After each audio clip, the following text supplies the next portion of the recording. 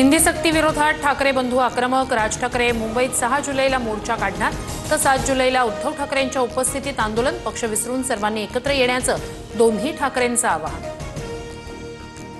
राज ठाकरेंचा मोर्चा गिरगाव चौपाटीवरून निघणार। मोर्चाबाबत उद्धव ठाकरेंच्या सेनेशीही बोलणार। सर्व पक्षीय नेते, साहित्यिक, कलाकारांसह सामान्यांना मोर्चात सहभागी होण्याचं आवाहन। कोण कोण येणार नाही याकडेही लक्ष ठेवणार। हिंदीच्या सक्तीत भाषिक आणीबाणी दिसतेय। उद्धव ठाकरेंची सरकारवर जोरदार टीका। 7 जुलैला उद्धव ठाकरेंच्या उपस्थितीत मराठी समन्वय समितीचा मोर्चा। मराठी कलाकारांनाही सहभागी होण्याची साद। महाराष्ट्रात मराठी सक्तीची आणि हिंदी पर्यायी। मुख्यमंत्री देवेंद्र फडणवीस यांचं स्पष्टीकरण। तर मराठीत टोमण्यांव्यतिरिक्त अनेक अलंकारिक शब्द उद्धव ठाकरेंनी ते वापरावे, फडणवीसांचा टोला।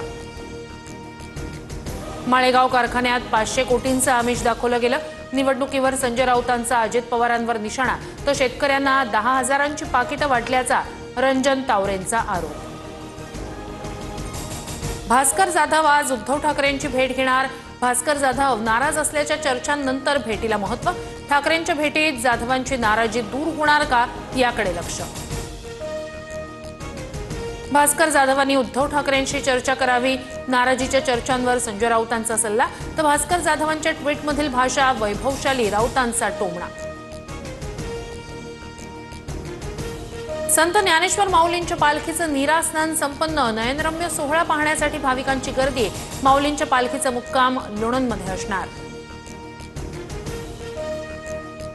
जोरदार पावसामुळे कुलू मनालीत मोठ्या प्रमाणात नद्यांना पूर।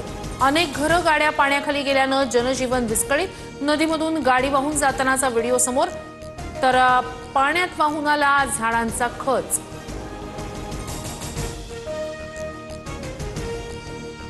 गुजरातच्या सुरतमध्ये 3 दिवसांनंतरही पुराचं पाणी ओसरेना। अनेक रस्ते, सोसायट्या अजूनही पाण्याखालीच।